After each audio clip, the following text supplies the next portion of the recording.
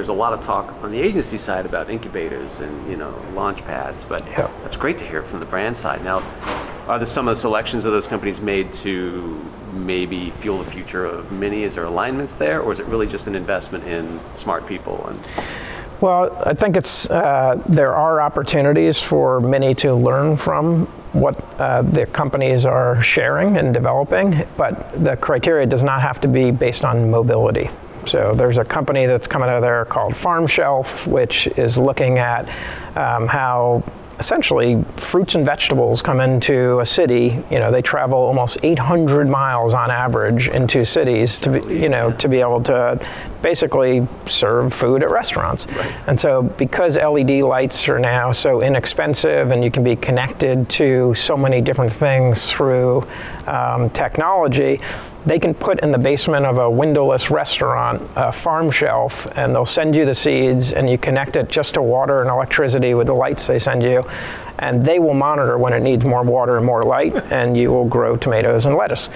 Wow. Yeah, so that's not mobility related, but it sort of is in terms of how cities are going to keep developing and being nurtured. Right. And Mini is committed to supporting really urban growth, but improving urban areas, and Mini as a brand can flex itself into these other areas. Yeah, and it seems as you're describing it, just a values alignment. It aligns to the values that I've seen that are important to Mini. Yeah, well, it's values, and it's also it's creative solutions, right? Absolutely. And so if you think about like that, so what are some other problems in urban areas? A lot of people are using City Bike now here. There are other bike sharing services in other cities. It's actually a great way to get around the city.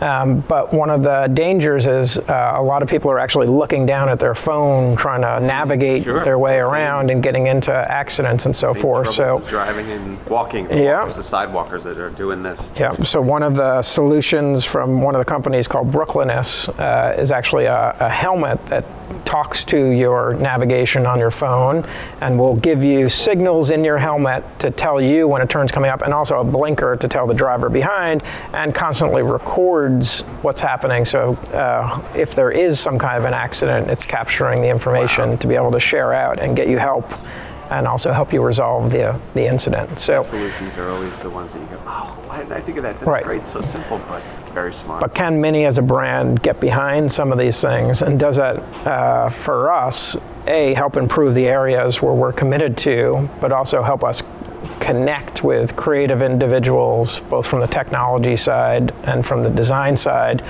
which really goes back to Mini's core. At the end of the day, this was a car that was designed with a creative solution in mind.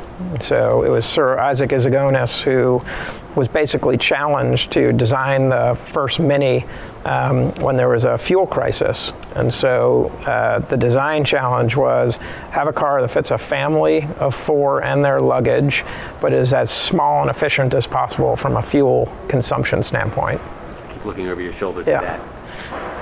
Classic Mini right there, that design that he came up with, and it endured. It really didn't change at all. I mean, it really didn't change at all for years until the bump to, BMW brought it into the next millennium. Yeah, it's evolved, but again, we've held on to some of the design cues. So but much respect for one of the cool things is Sir Isaac Izagonis, the design studio that he was running was called the Amalgamated Drawing Office.